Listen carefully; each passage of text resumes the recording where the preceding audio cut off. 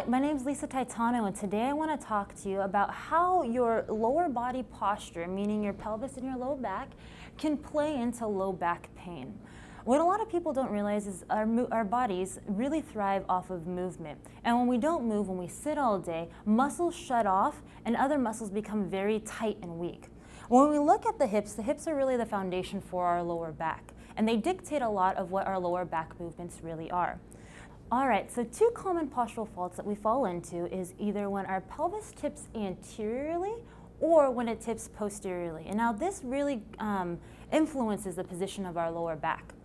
When our pelvis tilts anteriorly or forward, just like this, the muscles in the front of the spine become very tight, drawing this even further, while the muscles behind the spine or in your posterior chain become weak and turned off, and they can't help stabilize the pelvis and the low back.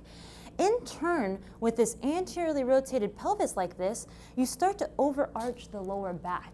And as you overarch the lower back, you get a lot of compression on all these tiny joints, you get compression on the nerves, and you get compression on the back of the disc.